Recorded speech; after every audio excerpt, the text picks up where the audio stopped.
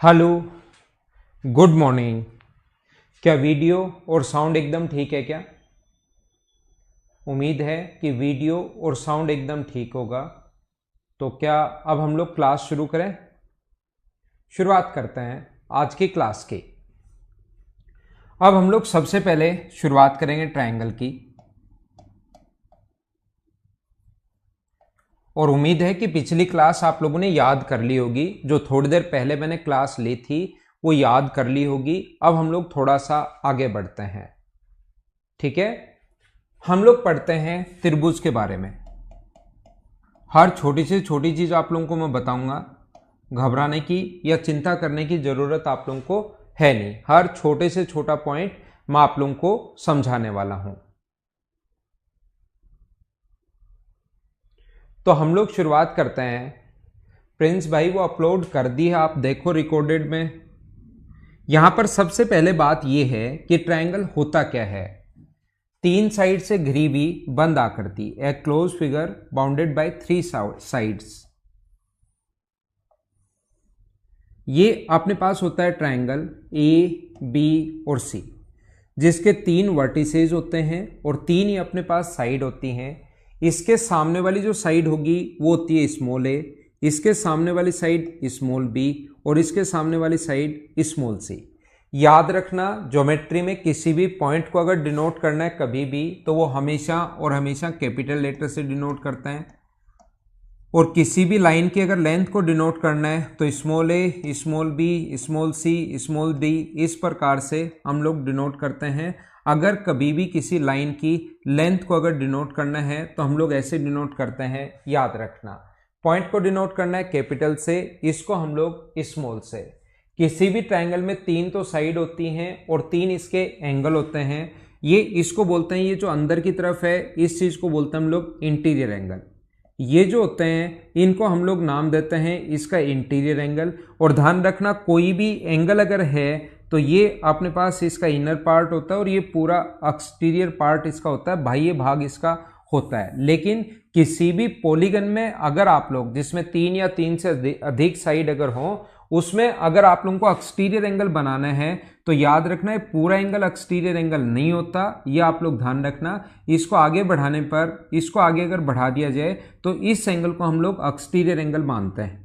कुछ लोग क्या करते हैं, पूरा बाहर वाला एंगल मान लेते हैं। पूरा बाहर वाला एंगल एक्सटीरियर नहीं है। इसको आगे अगर बढ़ाया जाए, इधर आगे बढ़ा लो या इधर आगे बढ़ा लो तो ये एक्सटीरियर एंगल बनते हैं और ये दोनों हमेशा बराबर होते हैं। ध्यान रखना ये वाला एंगल, क्योंकि वर्टिकली अपोजिट एंगल शीर्षक विमुख कोण बराबर होते हैं। तो ये थीटा है तो ये भी अपने पास कितना होगा, थीटा होगा। याद रखना, इस चीज को आप लोग ध्यान रखना।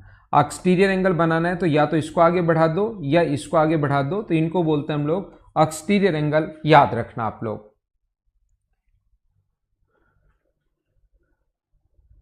ठीक है सौरभ।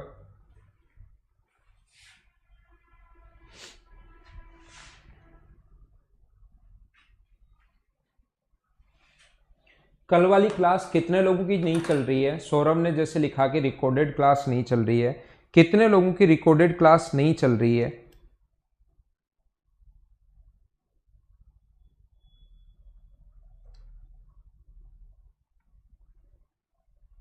ठीक है एडविन प्रिंस साहब, आपकी बात मैं मानूंगा।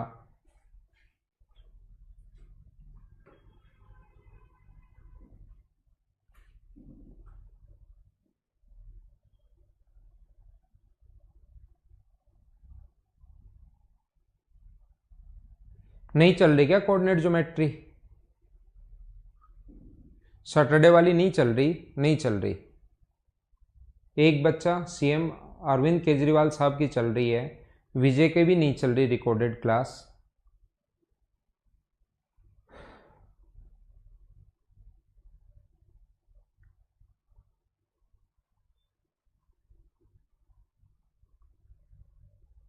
ठीक है, देखिए ध्यान से सुनना आप लोग, ध्यान से समझाने की मैं कोशिश करता हूं। यहां पर अपने पास कभी भी अगर ऐसा है, फिर से कोशिश करना। यहां पर अगर अपने पास ऐसा है कि एक ट्रायंगल अपने पास ए, बी और सी, यहाँ पर अपने पास किसी भी ट्रायंगल में 3 एंगल होते हैं। इसके पॉइंट वाइज मैं आप लोगों को पढ़ाता रहता हूँ, आगे चलता रहता हूँ। किसी भी ट्रायंगल में अपने पास 3 पॉइंट अगर होंगे, 3 एंगल अगर होंगे, ट्रायंगल के तीनों एंगल्स का जो सम होता है वो हमेशा कितने डिग्री होता है? 180 डिग्री होता है। एक त्रिभुज के तीनों कोणों का योग हमेशा 180 डिग्री क्यों होता है, मैं फटाफट आप लोगों को बता देता हूँ। ये चीज़ें मैं आप लोगों को समझा देता हूँ। हम लोग BC के पैरेलल और A से पास होती हुई एक स्ट्रेट लाइन हम लोग खींचते हैं। तो मुझे बताओ, जब भी अगर Z बने तो ये वाला एंगल अगर B होगा, और अगर Z बन रहा है तो ऑल्टरनेट एंगल एकांतर कोण बराबर होते हैं। क्लास फर्स्ट से क्या मैं बता चुका हूं क्या?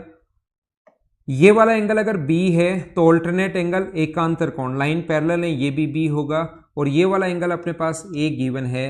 एक स्ट्रेट लाइन पर कितने भी एंगल बनो, ये भी चीज ध्यान रखना, एक स्ट्रेट लाइन पर बना एंगल कितने डिग्री होता है? 180 डिग्री। तो एक स्ट्रेट लाइन पर चाहे 3 एंगल बनो, चाहे 4 एंगल बनो, चाहे 5 एंगल बनो, पहला पॉइंट एक त्रिभुज के तीनों कोणों का योग 180 डिग्री होता है। याद रखना, नॉर्मली आप लोगों को याद होगा। धीरे धीरे मैं आगे बढ़ता रहता हूं, ठीक है। थोड़ा सा हम लोग और आगे बढ़ते हैं, थोड़ा सा हम लोग एक पॉइंट और आगे, एक स्टेप और आगे बढ़ते हैं। दूसरा पॉइंट, हाँ ना बोलते रहना। क्या पहला पॉइंट सारे लोग समझ पाए हो क्या? त्रिभुज के तीनों कोणों का जो योग होता है, ट्रायंगल के तीनों एंगल्स का जो सम होता है वो हमेशा कितने डिग्री होता है? 180 डिग्री होता है। ये आप लोग, उम्मीद है सारे लोग समझ पाए होंगे। दूसरा पॉइंट, इसका अगर मैं आप लोगों को पढ़ाऊं, सेकंड पॉइंट अगर मैं आप लोगों को बताऊं, तो ध्यान रखना, एक ट्रायंगल जो अपने पास है A, B और C, देखना एक्सटीरियर एंगल जो होगा, बाह्य जो कोण होता है वो हमेशा अंतः अभिमुख कोणों के योग के बराबर होता है। एक्सटीरियर एंगल जो होगा, ये कोई भी ट्रायंगल है A, B और C, ये जो एक्सटीरियर एंगल, इसको आगे अगर बढ़ा दिया जाए, ये वाला जो एक्सटीरियर एंगल होगा ये किसके बराबर होगा? एंगल A प्लस B के बराबर होगा। या इसको अगर मैं अल्फा नाम दूं, ये एंगल अगर अल्फा है तो एंगल अल्फा जो होता है वो बराबर होता है angle A plus angle B के। ये इसको बोलते हैं हम लोग एक्सटीरियर एंगल। याद रखना, ये जो एक्सटीरियर एंगल होगा ये ऑलवेज इक्वल होता है किसके? एक्सटीरियर एंगल हमेशा बराबर होता है सम ऑफ इंटीरियर अपोजिट के।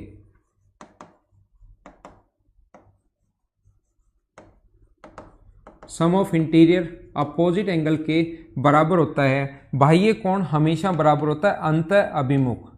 बाह्य जो कोण होता है वो हमेशा बराबर होता है अंतः मतलब अंदर वाला, अभिमुख यानी सामने वाला, अभिमुख, अंतः अभिमुख कोणों का योग।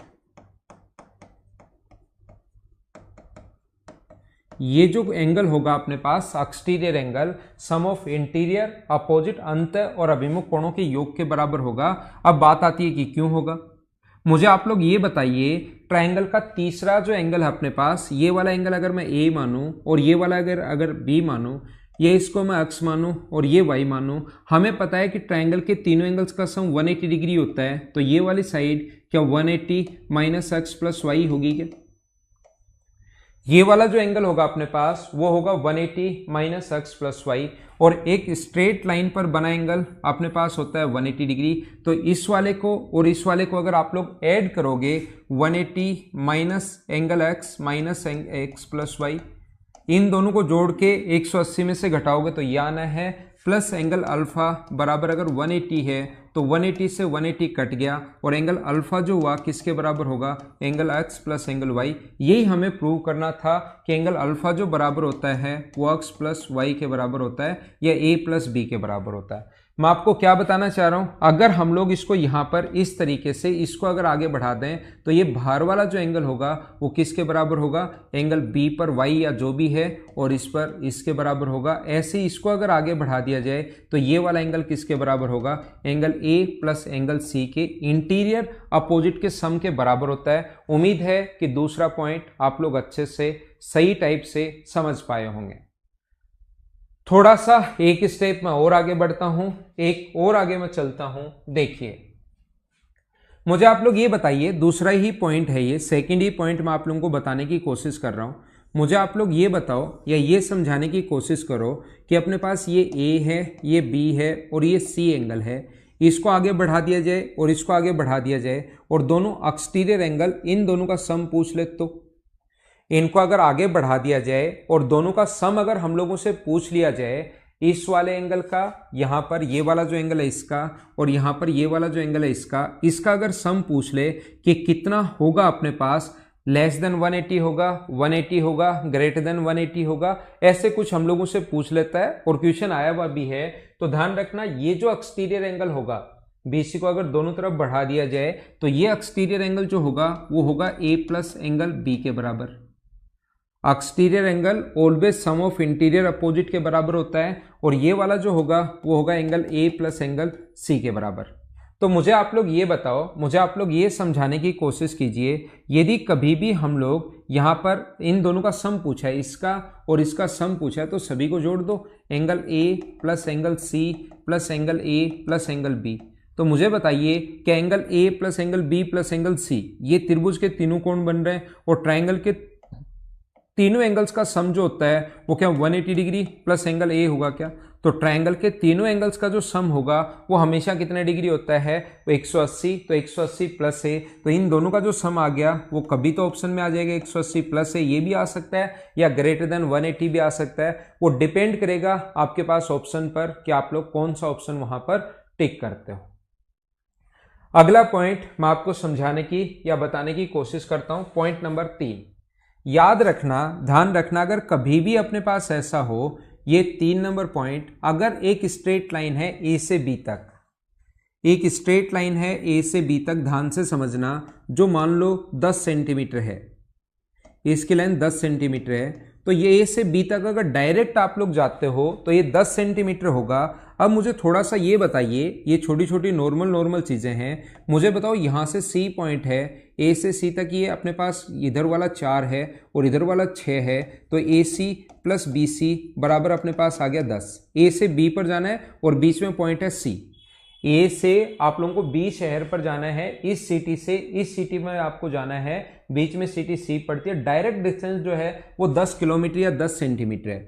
अगर मुझे बताओ ए से बी तक मैं डायरेक्ट नहीं जाकर सी जो सिटी है वो थोड़ा सा ऊपर में जाता हूं, यहां से डायरेक्ट नहीं जाता हूं, ए से थोड़ा सा ऊपर लिया है मैंने, ए से सी पर जाऊं और फिर बी से सी पर आऊं, तो मुझे बताओ डिस्टेंस बढ़ेगी या घटेगी? एक तो मैं ए से बी तक डायरेक्ट जाता हूं, मुझे ठीक है भाई स्पीड कम कर लूंगा मैं थोड़ा अविनाश, अब चलते हैं। मुझे आप लोग ये बताइए, ये समझाने की कोशिश कीजिए कि एक तो मैं यहां से डायरेक्ट जाता हूं, ए से बी तक मैं डायरेक्ट जाता हूं, और दूसरा मुझे ये बताइए कि मैं यहां से ए से सी पर और फिर सी से बी पर, या सी पॉइंट थोड़ा और ऊपर ले लूं, तो मुझे बताओ क्या डिस्टेंस धीरे धीरे बढ़ती रहेगी क्या? या कहीं भी आप लोग अगर इस पॉइंट से इस पॉइंट पर जाओगे तो डिस्टेंस इंक्रीज होगी, यह आप लोगों को पता होगा। तो याद रखना, कोई भी ट्रायंगल हम लोग तभी फॉर्म कर सकते हैं जब ए से बी तक अगर डायरेक्ट डिस्टेंस 10 है, तो यहां से यहां पर जाओगे और यहां से यहां पर अगर जाओगे तो याद रखना दो साइड का जो सम होता है वो तीसरी से बड़ा होगा, तभी ट्रायंगल आप लोग फॉर्म कर पाओगे, नहीं तो ट्रायंगल आप लोग वहां पर नहीं बना पाओगे। मैं आपको क्या बता रहा हूं,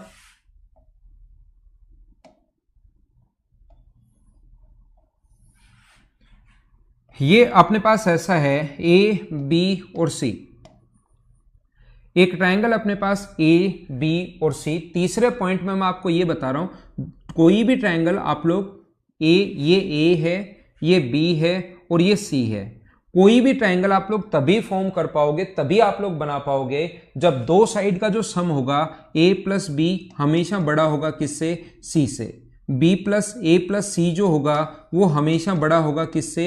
b से। और b प्लस सी हमेशा बड़ा होगा किससे? a से। ये 3 नंबर पॉइंट है जो आप लोगों को याद भी रहना चाहिए, ध्यान रखना। 3 नंबर का पॉइंट a मान लो, इसको ये याद होना चाहिए। मैं ये बताना चाह रहा हूं, कोई भी ट्रायंगल आप लोग सिर्फ और सिर्फ तभी फॉर्म कर पाओगे, तभी बना पाओगे जब दो साइड का सम हमेशा तीसरी से बड़ा हो, याद रखना। और इसको उठाकर, इसी का दूसरा पॉइंट बी पॉइंट कैसे बनेगा, अगर मैं इस चीज को उठाकर इधर ले जाऊं तो बी जो होगा वो बड़ा होगा किससे? सी माइनस ए से। दूसरा पॉइंट अपने पास इसको उठाकर मैं इधर ले जाऊं तो a जो होगा वो बड़ा होगा किससे, b माइनस सी से, और इसको उठाकर मैं इधर ले जाऊं अगर तो c जो होगा वो बड़ा होगा किससे, a माइनस सी से, और इसका आप लोग मोड भी ले सकते हो, मतलब पॉजिटिव लेना है। नेगेटिव तो बड़ा होगा ही होगा, याद रखना इनका पॉजिटिव भी हमेशा जो होगा वो b से बड़ा होगा, याद रखना आप लोग।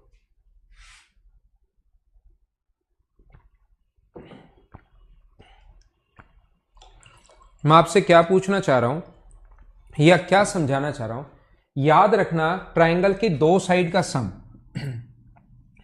मैं ये समझा रहा हूं ट्रायंगल की दो साइड का जो सम होता है वो हमेशा तीसरी से बड़ा होता है, तभी आप लोग ट्रायंगल बना सकते हो, नहीं तो आप लोग याद रखना ट्रायंगल नहीं बना पाओगे।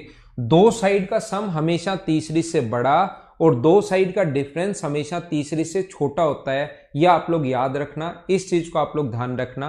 मैं सिर्फ और सिर्फ इतना सा छोटा सा ये पॉइंट आपको समझाना चाह रहा हूं। मैं आपको क्या बता रहा हूं, देखना यहां पर अपने पास ऐसा है, जैसे वो कहेगा कि यहां पर दो साइड दे दी, जो आया हुआ क्वेश्चन में एक नॉर्मल जो क्वेश्चन है, दो साइड दे दी 4, 10 और 1। पहले ऐसे छोटे छोटे क्वेश्चन से आते थे, आजकल साइड देखने को नहीं मिलेंगे। बताओ ए का मान कहां से कहां तक पॉसिबल है, रेंज या प्रास दे देगा। दो साइड का सम हमेशा तीसरी से बड़ा और दो साइड का डिफरेंस हमेशा तीसरी से छोटा होता है। तो मैं आपसे पूछना चाहता हूं कि बताइए कि कौन साइड जो होगी वो कहां से कहां तक होगी। अपने पास दो साइड का सम, अपने पास दो साइड का जो सम होता है वो तीसरी से बड़ा अपने पास यहां पर, तो a से बड़ा होगा कौन, 14, और दो साइड का जो डिफरेंस होता है वो तीसरी से छोटा होता है, तो रेंज जो होगी वो क्या 6 से 14 ही होगी क्या, रेंज 6 से 14 होगी। और मैं आपसे ये पूछना चाहूं कि बताओ a का मान अगर इंटीजर है, a का मान अगर इंटीजर है, पूर्णांक अगर है, और मैं आपसे पूछना चाहूं कि बता दो आप लोग सारे लोग मिलकर कि a का मान कौन कौन सा पॉसिबल है, तो आप लोग कहोगे सर इंटीजर है, 6 से बड़ा और 14 से अगर छोटा होगा तो कितना होना चाहिए, एक तो 7 होगा, एक कितना होगा 8 होगा, एक 9 होगा, एक 10 होगा, एक अपने पास 11 होगा, एक अपने पास कितना होगा 12 होगा, और एक अपने पास कितना होगा 13 होगा। आप लोग कहोगे सर ऐसी जो साइड है 1 2 3 4 5 6 और 7, ऐसे 7 मान संभव है। ऐसी जो वैल्यू हैं वो कितनी वैल्यू संभव है, तो आप लोग कहोगे ऐसे 7 मान संभव है, 7 8 9 10 11 12 और 13। ऐसी मुझे बताओ कितनी वैल्यू पॉसिबल है, तो आप लोग कहोगे ऐसे सर 7 वैल्यू पॉसिबल है। मुझे आप लोग ये बताइए 7 वैल्यू अगर आप लोगों को निकालनी है तो क्या आप लोग लिख सकते हो क्या कि 14 -6 -1। अगर इनके दो साइड के बीच की अगर दो वैल्यू अपने पास दी हुई है, उनके बीच की वैल्यू अगर निकालनी है तो उसका तरीका होता है बड़े वाली वैल्यू में से छोटे वाली घटाओ और उसमें से एक वैल्यू और घटाओ। तो अपने पास, क्योंकि अगर यही करेंगे तो इसका मतलब इसमें 14 भी काउंट हो गया, तो 14 - 6 कितना आ गया, 8 आ गया। लेकिन ना तो हमें 6 लेना है ना हमें 14 लेना है, हमें तो इसके बीच का नंबर लेना है। तो बड़े नंबर में से छोटा नंबर घटाओ और उसके बाद एक और घटाया करो। तो मुझे आप लोग ये बताओ क्या अपना आंसर 7 आ जाएगा क्या। अब मैं आपको क्या समझाना चाह रहा हूं जो नॉर्मली आप लोग समझ नहीं पा रहा कोई भी स्टूडेंट, मैं आपको यह बताना चाह रहा हूं कि मान लो मैं बोलूं कि इससे अगर ये इंटीजर है तो कितने ट्रायंगल बनाए जा सकते हैं। तो आप लोगों को पता होगा कि दो साइड का जो सम होता है वो तो सबसे बड़ी साइड तो ये होगी, जैसे 14 हुआ, या ऐसे लिख लो दो साइड का जो डिफरेंस होगा b - c a, और यहां पर अपने पास b + c। मुझे बोलिए क्या बिल्कुल ठीक है क्या। जैसे सबसे बड़ी साइड आई 14 और छोटी साइड आई 6, उसी चीज को मैं यहां पर आप लोगों को बता रहा हूं।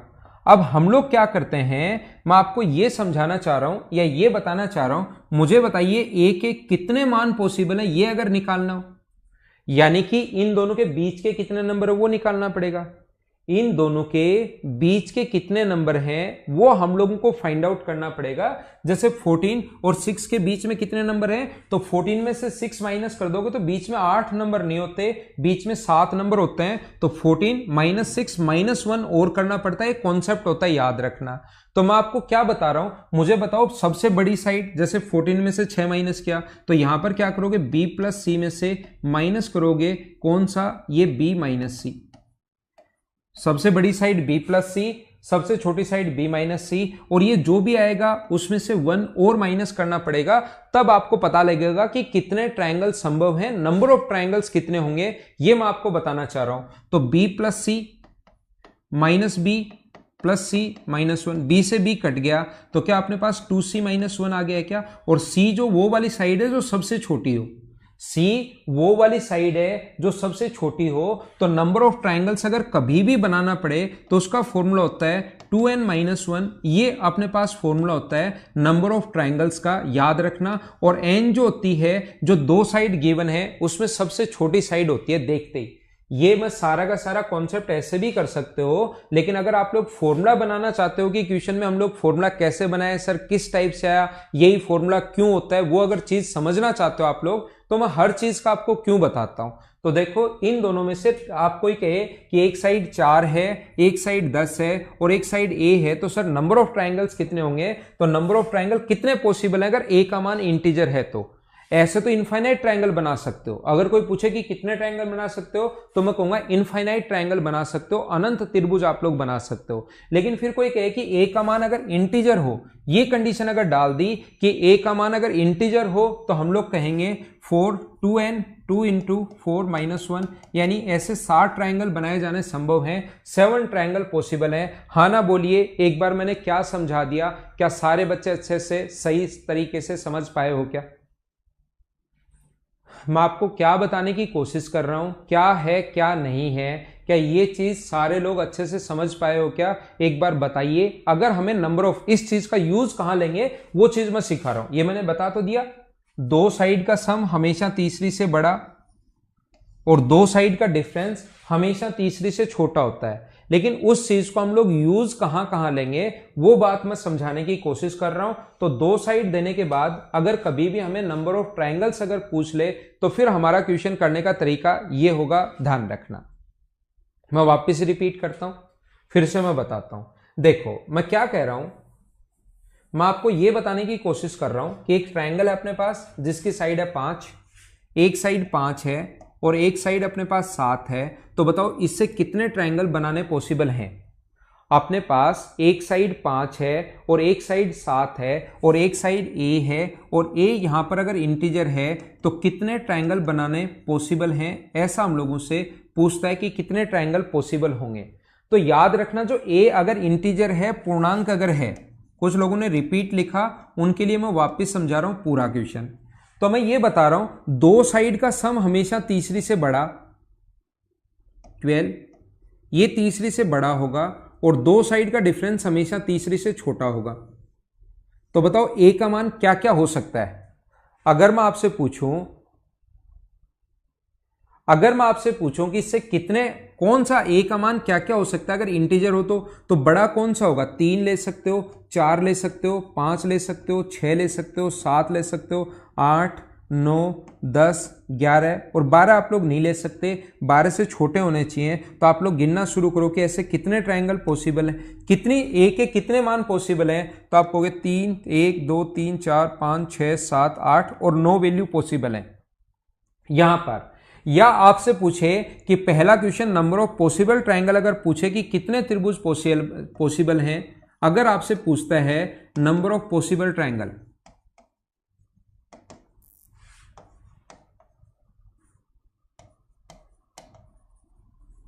त्रिभुजों की संख्या अगर पूछे, तो फिर हमारा तरीका होगा 2n माइनस 1, ये फॉर्मूला होता है 2n माइनस 1, यानी n अपने पास छोटी साइड कितनी है 5, तो 2 से 2 को गुना कर दो 5 से, और माइनस अपने पास 1 है, तो ऐसे जो ट्रायंगल है वो कितने पॉसिबल है 9। अब मैंने ये भी समझा दिया कि भाई ये फॉर्मूला कैसे बना। वो हो सकता है कि मैं गलत कर रहा हूं काम, कि नहीं समझाना चाहिए, फिर भी मैं बता देता हूं कि बीच के नंबर अगर निकालने होते हैं तो उसका तरीका होता है कि अपने पास 12 में से 2 माइनस करो तो 10, लेकिन नंबर 10 नहीं होते, ध्यान रखना। तरीका ये होता है 12 में से 2 माइनस करके एक और माइनस करो तो सही आंसर आएगा। तो 12 क्या है यहां पर, 12 है a प्लस बी या b प्लस सी का मान, और 2 ये क्या है, ये है b माइनस सी का मान -1। तो इसको सोल्व करोगे तो 2c माइनस 1 आएगा, और वो 2c माइनस 1 जो हुआ अपने पास, c सबसे छोटी साइड है तो उसको मैंने n या कुछ भी आप लोग दूसरी चीज बोलना शुरू कर सकते हो, उसको हमें याद रखना पड़ेगा कि n का मान वो होता है जो छोटी साइड है, ये हमें रखना पड़ेगा। मुझे बताओ कि a का मिनिमम वैल्यू कौन सी है। अगर मैं आपसे पूछना चाहूं कि ए की मिनिमम वैल्यू कौन सी है, दूसरा क्वेश्चन अगर आपसे पूछा जाए ए की मिनिमम वैल्यू बताओ, न्यूनतम मान बताइए, तो आप कहोगे सर ए का न्यूनतम मान 3 है। अगर मैं पूछूं ए की मैक्सिमम वैल्यू बताओ, अब की बार तो क्या समझ गए हो क्या, ए की मैक्सिमम वैल्यू अगर आपसे मैं पूछूं तो आप लोग कहोगे ए की मैक्सिमम वैल्यू 11 है, ठीक है ना। ए की अपने पास सी स्मॉलेस्ट कैसे है, सी सबसे छोटी साइड ही तो है, तभी तो घटाओगे उसमें से। बी में से सी क्यों घटाया, नहीं तो आप लोग अगर ऐसे लेते हो B plus C is two A, अपने पास ऐसे लेते हो और यहां पर अपने पास बी माइनस सी लेते हो, तो बड़ी में से छोटी घटाओगे तभी तो पॉजिटिव आएगा ना। यहां पर बड़ी में से जैसे ये मान 5 है, ये मान 2 है, तो ये छोटे वाला मान ही तो सी है, यहां पर सबसे छोटी साइड ही तो सी है। जैसे यहां पर 6 कैसे आया, 6 तब आया जब आपने 10 में से 4 माइनस किया, तभी तो 6 आया। तो 10 तो अपने पास वैल्यू में बी की मान रहा हूं और ये सी की मान रहा हूं, तो सबसे छोटी वैल्यू तो यही है।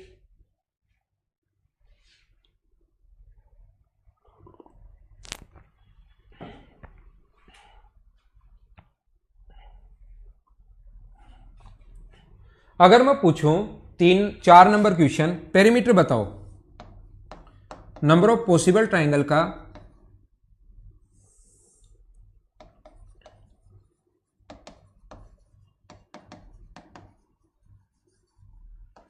पेरीमीटर आप लोग बताइए, परिमाप बताओ सभी का, जितने भी ट्रायंगल्स बनेंगे उन सभी का परिमाप बताओ। चलो करने की कोशिश करो।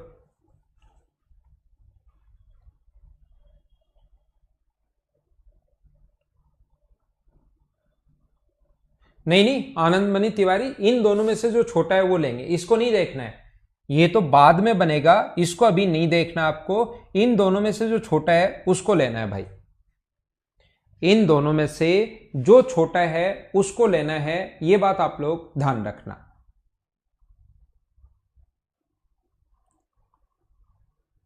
बाद में भी छोटा बन के 3 तो आ रहा है, लेकिन उस 3 को नहीं लेना है। एन का मान सबसे छोटी साइड जो 2 हमें गिवन है ना, उसमें सबसे छोटी लेनी है, ये याद रखना आप लोग।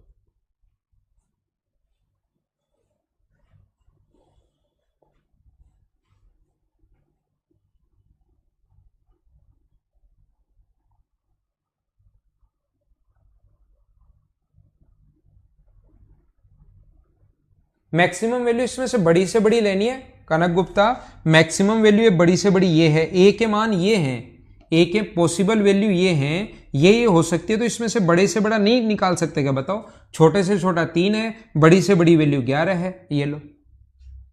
तो परिमाप अगर हम लोगों से पूछे, पेरीमीटर अगर हम लोगों से पूछे पॉसिबल ट्रायंगल का पेरीमीटर, तो पहला जो अपने पास ट्रायंगल होगा वो होगा अपने पास 5। जो ट्रायंगल बनेंगे ना अपने पास 5 5 5 7 और 3, तो 2 साइड तो फिक्स है अपने पास, 2 साइड 5 और 7 तो फिक्स है, ध्यान रखना। सिर्फ और सिर्फ अपने पास ये वाली साइड चेंज होगी, 5 और 7 तो 2 फिक्स रहेंगी, अगला ट्रायंगल ये बनेगा। 5 और 7 तो फिक्स रहेंगी, अगला ट्रायंगल अपने पास ये बनेगा। 5 और 7 तो फिक्स रहेंगी, अगला ट्रायंगल अपने पास ये बनेगा। क्या पॉसिबल ट्रायंगल ऐसे ही बनते जाएंगे क्या? नए पेज पर लेता हूं ताकि सभी बच्चों को आसानी से ढंग से मैं समझा पाऊं। मैं आपको ये बता रहा हूं कि अपने पास 5 और 7 तो फिक्स है, और एक साइड ए जो है इसका मान 3 से 11 तक पॉसिबल है, तो 5 7 और अपने पास ये कितना होगा 4, अपने पास 5 7 और ये कितना होगा 5, 5 7 और कितना होगा 6, अपने पास 5 7 और कितना होगा 7, 5 7 और 8, 5 7 और 9। इस प्रकार से नंबर ऑफ पॉसिबल ट्रायंगल जो बनते जाएंगे, ये ऐसे अपने पास जो ट्रायंगल होंगे 5 7 एंड 11। मुझे बताइए क्या 9 ट्रायंगल यही बनेंगे क्या? तो सभी का सम पूछा है, पेरीमीटर का सम, पॉसिबल ट्रायंगल का पेरीमीटर का सम निकालना आपको है ना, क्वेश्चन में योग निकालना है, इनका सम अगर निकालना है तो मुझे बताइए नंबर ऑफ पॉसिबल ट्रायंगल का टोटल पेरीमीटर पूछा है, मतलब सम पूछा है या टोटल पेरीमीटर पूछा है। तो हम लोग क्या करेंगे, 5 7 12 और 3 15, ये होगा 15, ये होगा 16, ये होगा 17, ये होगा 18, ये होगा अपने पास 19, ये अपने पास होगा 20, ये अपने पास होता है 21, ये अपने पास 22 और ये अपने पास होगा कितना 23। तो इसको सम करने का एक तो तरीका अपने पास ये है सम करने का, लगातार संख्याएं अगर कभी भी हो तो उनको सम करने का तरीका होता है first term plus last term, first term plus last term divided by 2, first term plus last term divide into अपने पास n बाई 2। योग करने का सम निकालने का जो फॉर्मूला होता है first term plus last term into n by 2, ये योग करने का अपने पास फॉर्मूला होता है। ध्यान रखना आप लोग, लगातार संख्याएं अगर कभी भी आपको ऐड करनी पड़े तो पहला लास्ट जोड़ते हैं और इंटू करते हैं हम लोग किससे, n बाई 2 से। ये अपने पास फॉर्मूला है।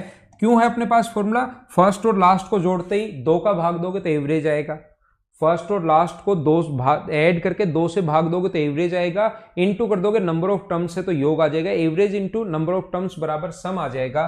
तो यहां पर ये हुआ 38 का मतलब अपने पास 19 गुना 9, 38 में 2 का भाग दोगे तो 19 और आंसर आ गया 171। ये अपना आंसर है। चाहो तो आप लोग ऐसे भी कर सकते हो, 5 और 7 तो सभी जगह है ही है, 5 और 7 जो है वो तो 12 12 12 तो सभी में आएगा ही आएगा। तो 12 गुना 9 108 तो अपने पास अलग से आप लोग लिख सकते हो, ऐसे भी कर सकते हो।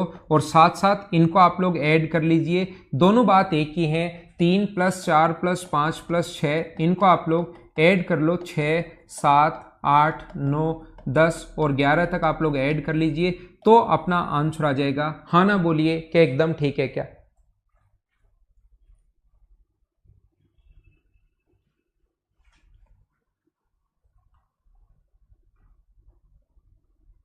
क्या सारे लोग समझ पाए हो क्या? साथ साथ मैं आपको क्वेश्चंस भी कुछ करवा रहा हूं साथ साथ, ताकि आपके कॉन्सेप्ट क्लियर हो और हर चीज मैं बता रहा हूं आपको कि क्यों आया। तो इससे अपने पास नंबर ऑफ पॉसिबल ट्रायंगल जो होंगे, हाँ ना बोलिए एकदम ठीक है क्या? वो तो नंबर ऑफ पॉसिबल ट्रायंगल है, ये जो है ये तो सिर्फ कितने ट्रायंगल बन सकते हैं, सिर्फ उसी से हमें पता लगेगा कि इतने ट्रायंगल पॉसिबल हैं। ये तो हमें नंबर ऑफ पॉसिबल ट्रायंगल कितने होंगे इतना ही हमें पता लगाना पड़ेगा। लेकिन उसके बाद अगर हमें टोटल सभी का अगर परिमाप हम लोगों से पूछ ले तो सभी का परिमाप निकालने का तरीका अपने पास ये होता है। यदि हम लोगों से पूछ ले क्वेश्चन में कभी भी कि आप लोग बताइए टोटल एरिया बताओ पॉसिबल ट्रायंगल का,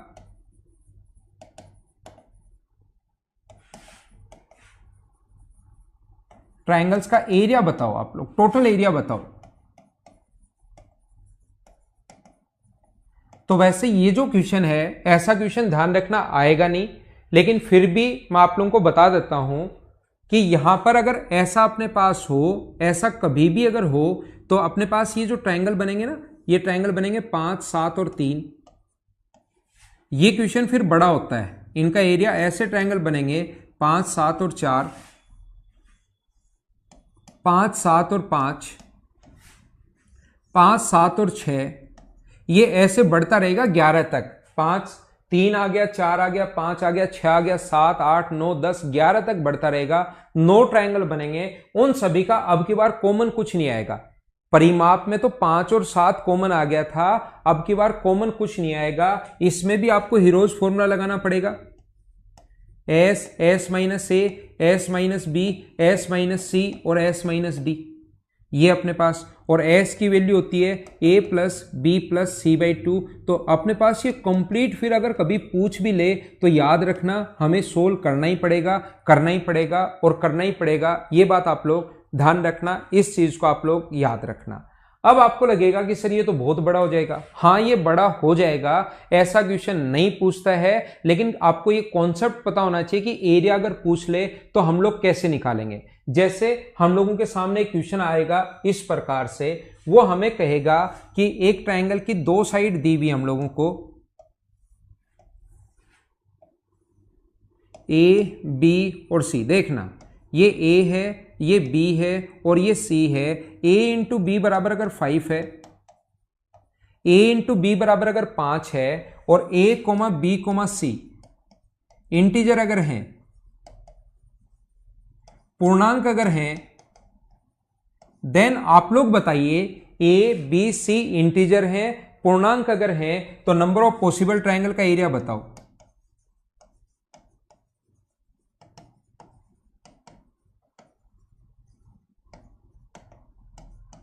चलो करने की कोशिश करो, टोटल एरिया आप लोग बताइए।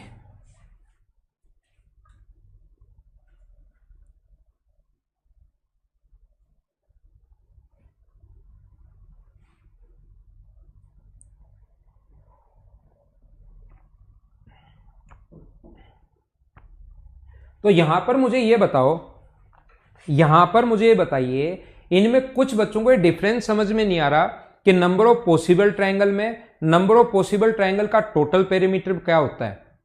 इन दोनों में मैं बता दूं, नंबर ऑफ पॉसिबल ट्रायंगल का मतलब होता है जितने त्रिभुज बनाए जाने संभव उनका मान बताओ, सिर्फ कि 1 बना सकते हो, 2 बना सकते हो, 5 बना सकते हो, 7 बना सकते हो, 10 बना सकते हो, उनका सिर्फ मान बताइए। और फिर टोटल परिमाप पूछे ना, इसका मतलब होता है कि जो परिमाप अपने पास इन सभी के जितने बन सकते हैं 8, 10, 15, 20, इन सभी के सभी साइड को जोड़ो और उनको फिर से ऐड करो, ये टोटल परिमाप होता है। दोनों में डिफरेंस आप समझो, इतनी छोटी चीज में कंफ्यूज कैसे हो सकते हो आप।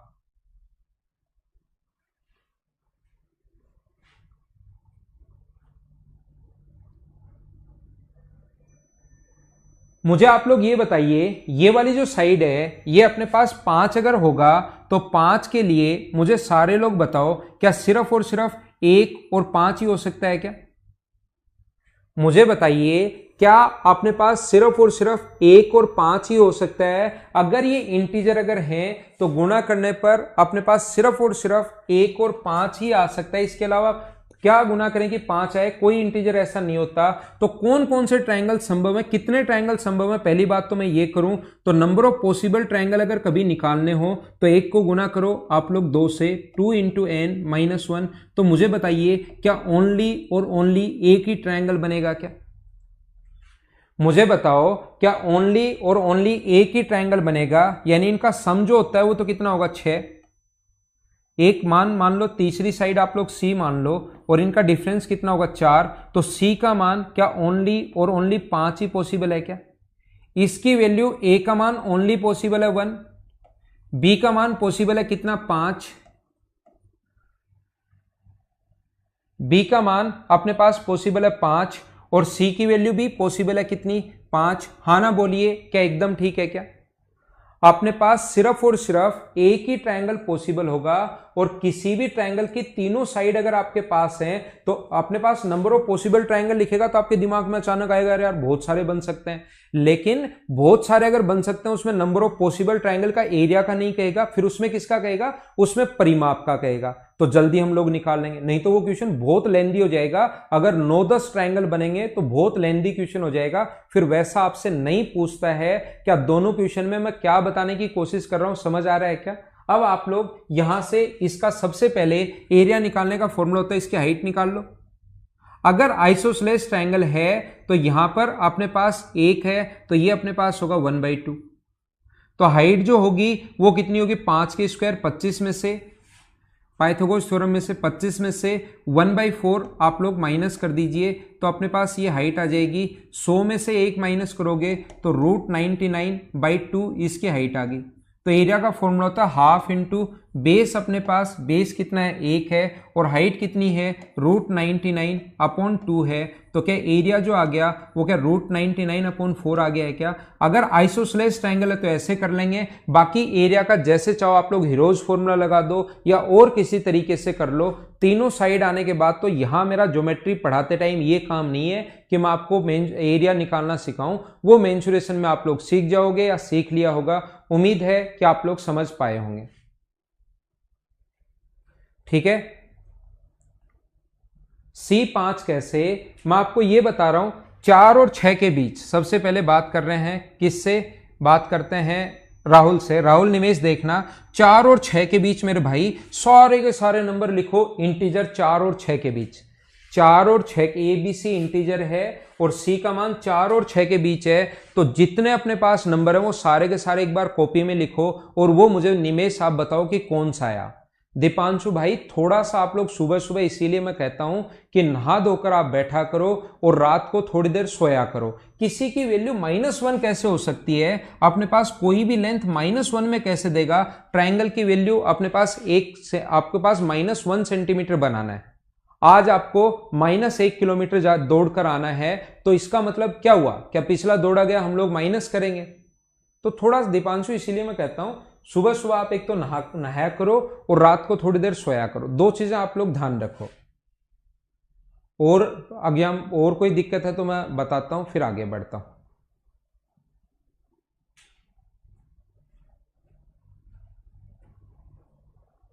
क्या अब समझ में आ गया है क्या? राहुल निमेश लिख ली क्या आपने संख्याएं? लिखो भाई, बैठकर सोचो। सोचो, ऐसे नहीं समझ में आए तो कैलेंडर निकालो। 4 तारीख और 6 तारीख के बीच में देखो कौन सी तारीख होगी जो इंटीजर में अपने पास होगी। इंटीजर का मतलब तारीख मान लो आप तो राहुल। 4 तारीख और 6 तारीख के बीच में देखो कितनी तारीख ऐसी हैं, 5 आएंगी, 7 आएंगी, 10 आएंगी या 15 आएंगी। देखो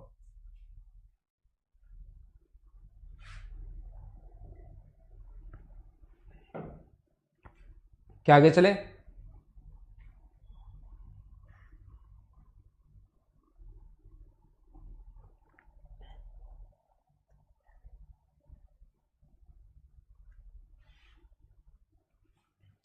आगे चलते हैं हम लोग। देखो, मैंने आपको बताया, मैंने आपको सभी लोगों को बताया 5, 7 और अपने पास ए है। तो हमें मिनिमम वैल्यू लास्ट में ए की क्या है वो नहीं ढूंढनी पड़ती, हमें मिनिमम वैल्यू किसकी ढूंढनी पड़ती है? इन दो जो साइड गिवन है, ए तो हमें शुरुआत में दिया हुआ ही नहीं है, तो 2n-1। तो इन दोनों में से मिनिमम वैल्यू ढूंढनी पड़ती है, एन का मान वो होगा। ये मैं पहले भी मैं बता चुका हूं, ये वाली जो बात है ना मैं पहले भी बता चुका हूं, लेकिन एक बच्चे को अभी तक नहीं समझ में आ रहा, पता नहीं क्यों। ये चीज मैंने पहले भी बताई, फिर बता रहा हूं। और चाहे एक 10,000 रुपए के स्टाम्प पेपर पर लिखवा लो, उसको अब भी नहीं समझ में आएगा कि सर क्या कहना चाह रहे हैं, क्योंकि वो तो अपने दिमाग में जो बैठा है सुबह से लेकर, सुबह से कि एकदम मैं पानी लेकर हाथ में की कसम खाता हूं कि मेरे दिमाग में रहेगा वही मुझे रखना है, बाकी मुझे अगला कुछ भी बताए उसको दिमाग में घुसने देना ही नहीं है। तब तक तो मैं क्या कर सकता हूं, आप बताइए। मैंने पहले भी ये चीज समझाई, सिखाने की कोशिश की, बार बार मैंने बताया कि आपको इसकी मिनिमम साइड अभी पता ही नहीं, तो इसकी कहां से लोगे आप, वो तो बाद में आई है। तो मिनिमम साइड इन दोनों में से लेनी है, तो 5 लोगे आप लोग, ध्यान रखना, मिनिमम 3 नहीं लोगे। क्या अब जो बार बार क्वेश्चन पूछ रहा है एक बच्चा, वो अब तो समझ पाया है क्या? आओ आगे चलते हैं। मुझे आप लोग ये बताइए, ये अपने पास यहां पर ऐसा अगर कभी आ जाए ए बी और सी, ए बी और सी, मैं बोलता हूं कि ये ए है, ये बी है और ये सी है। ए इंटू बी बराबर, अगर अपने पास 6 हो तो नंबर ऑफ पॉसिबल ट्रायंगल आप लोग बताइए। चलो करने की कोशिश करो, नंबर ऑफ पॉसिबल ट्रायंगल आप लोग बताइए।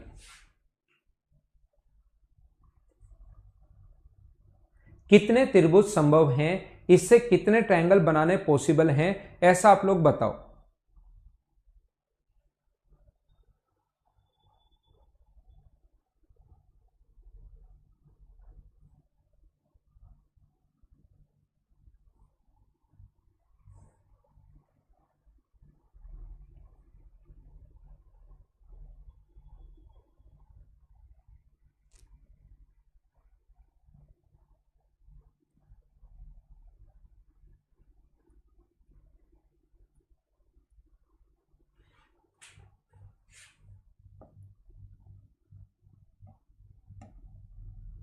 देखिए तो a इंटू बी और ए बी सी ध्यान रखना इंटीजर ऐसे लिखा हुआ मिलेगा।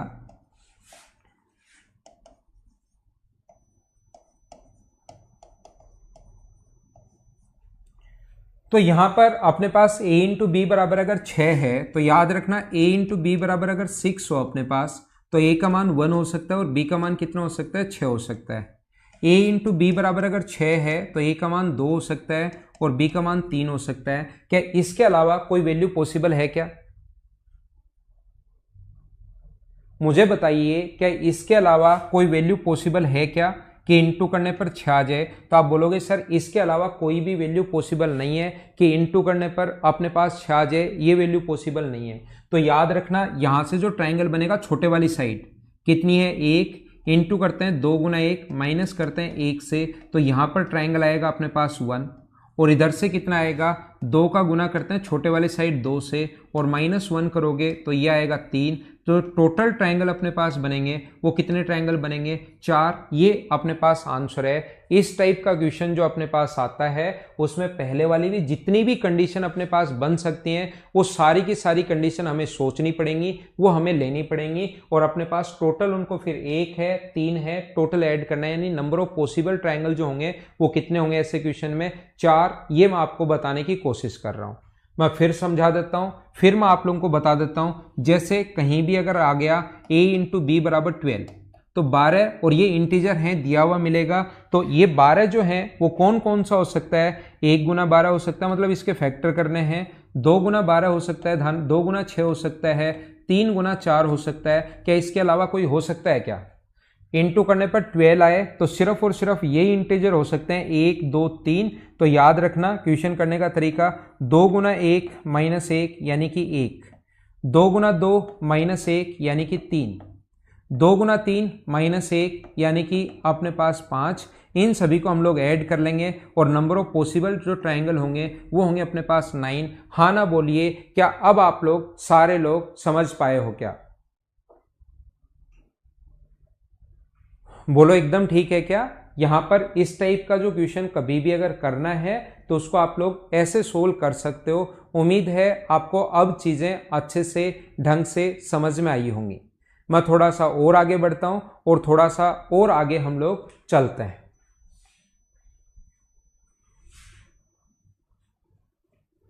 अपने पास ऐसा अगर कभी भी हो इस टाइप से, देखना कोशिश करना समझने की। मैं पॉइंट नंबर समझाता हूं आपको 4। सबसे पहले मैं 3 पॉइंट आपको समझा चुका हूं, ये हम लोग 5-6 पॉइंट पढ़ रहे हैं। 3 पॉइंट मैं आप लोगों को बता चुका हूं। सबसे पहला, ट्राइंगल के तीनों एंगल्स का सम 180 डिग्री होता है। Exterior angle always sum of interior opposite के बराबर होता है, दूसरा क्वेश्चन। तीसरा क्वेश्चन, तीसरा पॉइंट, दो साइड का सम हमेशा तीसरी से बड़ा और दो साइड का डिफरेंस हमेशा तीसरी से छोटा होता है। ये 3 पॉइंट पहले मैं आप लोगों को समझा चुका हूं। अब हम लोग चलते हैं पॉइंट नंबर 4 की तरफ। चौथा पॉइंट मैं आपको बता रहा हूं, यदि किसी भी ट्राइंगल की, इसमें 2 भागों में हम लोग बांट सकते हैं। यदि किसी भी ट्राइंगल की, ये सभी को वैसे याद भी होगा लेकिन फिर भी मेरा काम तो है हर छोटी से छोटी चीज में एक बार बताऊंगा। अगर किसी ट्राइंगल की तीनों साइड अलग अलग हैं तो इसको बोलते हैं हम लोग स्केलन ट्राइंगल।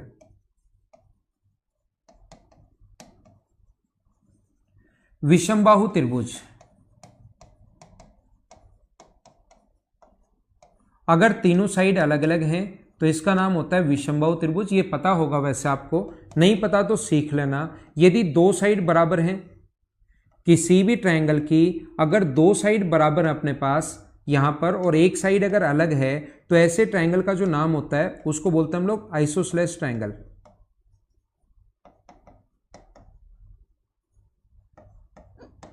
समद्विबाहु त्रिभुज, इसका जो नाम होता है उस चीज को हम लोग बोलते हैं समद्विबाहु त्रिभुज, आइसोसेलेस ट्रायंगल। और तीसरा जो पॉइंट है अपने पास, कभी भी अगर ऐसा हो कि ये तीनों साइड अगर बराबर हो तो उसका नाम होता है इक्विलेटरल ट्रायंगल। इसको हम लोग बोलते हैं इक्विलेटरल ट्रायंगल, समबाहु त्रिभुज।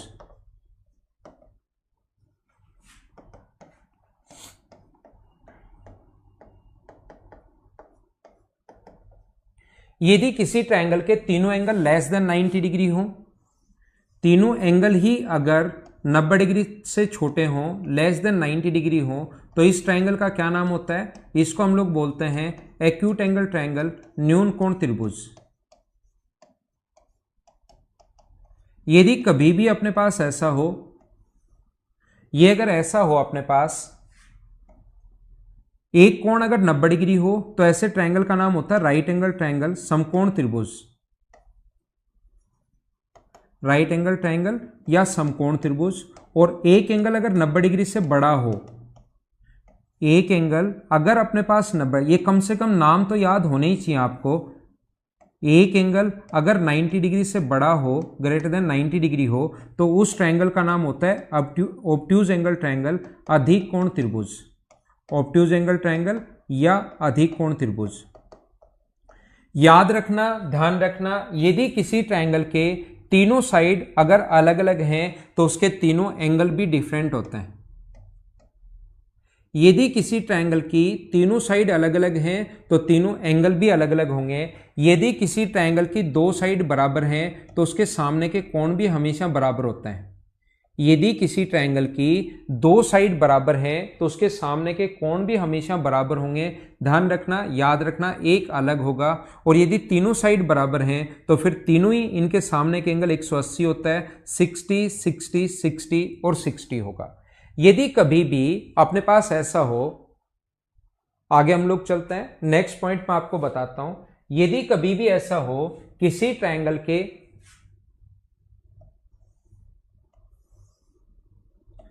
तीनों साइड, एक साइड 4 है, एक साइड 5 है और एक साइड 6 है, तो बताइए कौन सा ट्रायंगल होगा?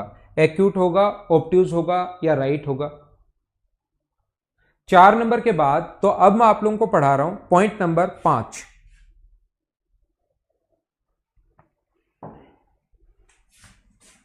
पॉइंट नंबर 5 में मैं ये बताना चाहता हूं, यदि किसी भी ट्रायंगल की तीनों साइड हमें गिवन है, ए, बी और सी, न्यूमेरिक वैल्यू गिवन होगी, तो हम लोग देख लेंगे कि सबसे बड़ी साइड कौन सी है। और ये मान लीजिए कि सबसे बड़ी साइड अगर सी है, ये मान लो कि सबसे बड़ी साइड अगर सी है, तो याद रखना अगर ए स्क्वायर प्लस बी स्क्वायर, यदि A square plus B square अगर ग्रेटर देन सी स्क्वायर है, दो छोटी साइड के स्क्वायर का सम, अगर अपने पास तीनों साइड अलग अलग दे दी तो तुरंत आप लोग बोल दोगे स्केलन है, विषम बहु है।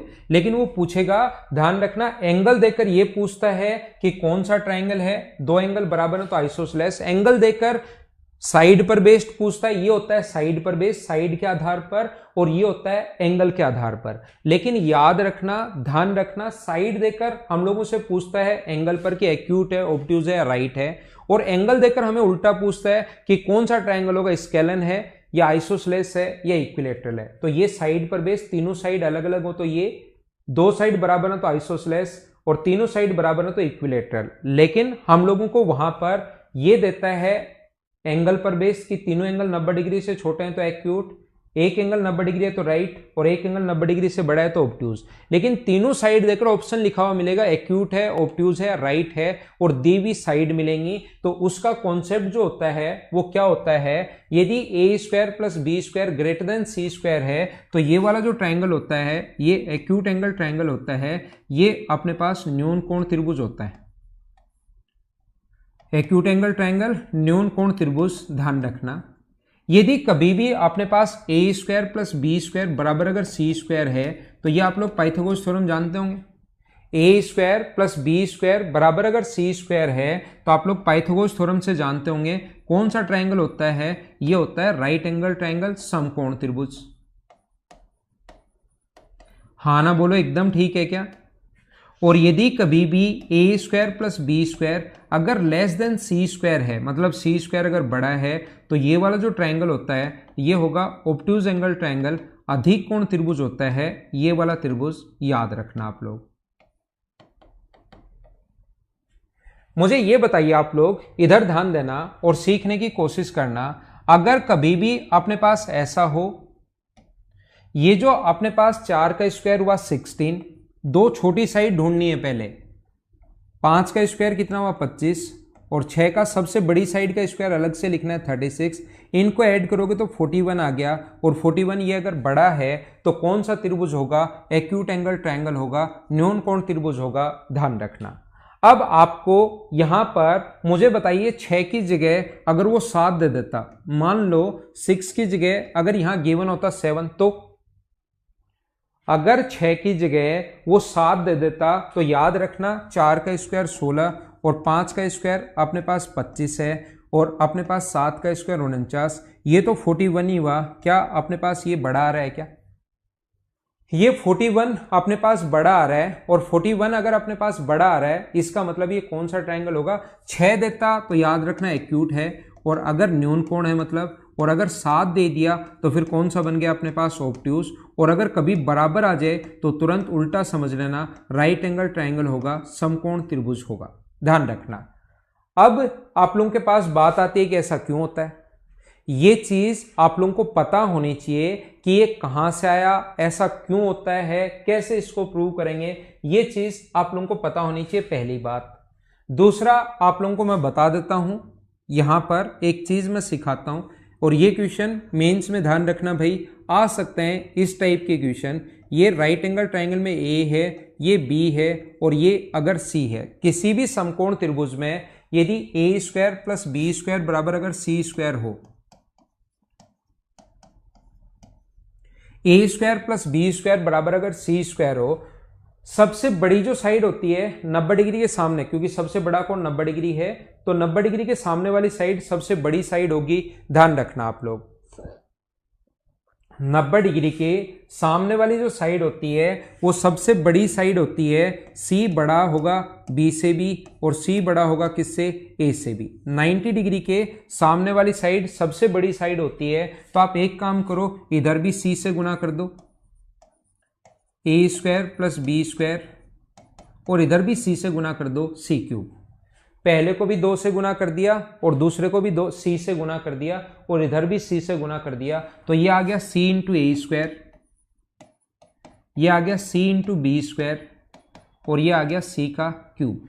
मुझे आप लोग ये बताओ, अगर मैं सी की जगह ए रखता हूं, देखना कोशिश करना समझने की, अगर मैं सी की जगह ए से गुना करूं, एक तो कोई संख्या है मान लो 5 गुना 3, और एक संख्या है फिर मैं 3 गुना 3 ही कर दूं, यानी छोटा मान अगर कर दूं तो क्या वैल्यू घट जाएगी? क्या ऊपर तो 45 था, अब 5 की जगह अगर मैं छोटा मान रख दूं कोई भी, तो ये जो नंबर है ये अपने पास डिक्रीज हो जाएगा। तो इसकी जगह अगर मैं ए लिख दूं, छोटा नंबर लिख दूं, इसकी जगह मैं छोटा नंबर लिख दूं, तो मुझे बताइए जब इसको आप लोग सी से गुना कर रहे थे और इसको भी जब सी से गुना कर रहे थे, तब तो ये सी क्यूब के बराबर था, लेकिन जब इसको अब इसको भी छोटा कर दिया और इसको भी घटा दिया, तो ये वाली जो वैल्यू होगी वो क्या सी क्यूब से छोटी आएगी? क्या बताओ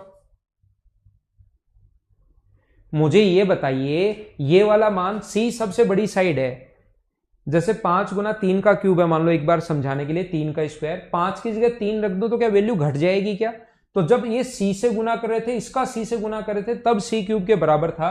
यहां पर भी मैं एक छोटी वैल्यू रख लूं इससे, यहां पर भी मैं एक छोटी वैल्यू रख लूं, तो क्या इधर वाली वैल्यू छोटी हो जाएगी? क्या तो ध्यान रखना, राइट एंगल ट्राइंगल में A cube plus B cube always less than होता है किसके? सी क्यूब के। ये बात आप लोगों को पता होनी चाहिए, ये बात आप लोगों को ध्यान होनी चाहिए, इसको आप लोग याद रखना। अगर ऐसा कोई भी अजीब क्वेश्चन आए और अगर आप लोग उसको नहीं कर पाते हो राइट एंगल ट्रायंगल में, तो हमेशा आपके पास एक तरीका होगा, इसको आप लोग 3 मान लेना, इसको आप लोग 4 मान लेना, इसको 5 मान लेना, और ऑप्शन 4 देगा ही देगा एग्जाम में एसएससी में, तो उस चीज को आप लोग याद रखना। तो यहां पर ऐसा होता है, 3 का इस क्यूब हो गया 27 और 4 का क्यूब हुआ 64, इन दोनों का ऐड करना और 5 का क्यूब 125, ये वाला ऑप्शन सेटिस्फाई करेगा कि A cube plus B cube less than C cube है। तो ध्यान रखना, आप लोग कोई भी न्यूमेरिक वैल्यू पुट कर सकते हो अगर आपको कोई क्वेश्चन नहीं आए तो आपको ये होता क्यों है, ये आज आपको खुद को पता करने की कोशिश करनी है, नहीं तो मैं आप लोगों को बता दूंगा। आज हमारी थोड़ी सी बेसिक सी क्लास थी, कल से हम लोग थोड़ा सा पॉइंट को और ऊपर लेकर चलेंगे और बहुत स्टैंडर्ड से बहुत डीप से हम लोग पढ़ने की कोशिश करेंगे। तो ये थी आज की हमारी क्लास, और कल हम लोग फिर से मिलते हैं मॉर्निंग में 8 बजे। तब तक के लिए बाय बाय, टेक केयर। घर के अंदर रहना, पढ़ाई करते रहना। सिर्फ 5 ही पॉइंट मैंने बताए हैं। त्रिभुज के तीनों कोणों का योग 180 degree, exterior angle always sum of interior opposite के बराबर। 3 नंबर पॉइंट, दो साइड का सम हमेशा तीसरी से बड़ा और दो साइड का डिफरेंस हमेशा तीसरी से छोटा। 4 नंबर पॉइंट दो भागों में बांट दिया, बेस्ड ऑन साइड और बेस्ड ऑन एंगल्स। और 5 नंबर ये हम लोगों ने एक्यूट ऑब्ट्यूज क्या होता है ये चीज हम लोगों ने समझने की कोशिश की। ठीक है, हाँ कोसाइन रूल कल से मैं आपको समझाने की कोशिश करूंगा।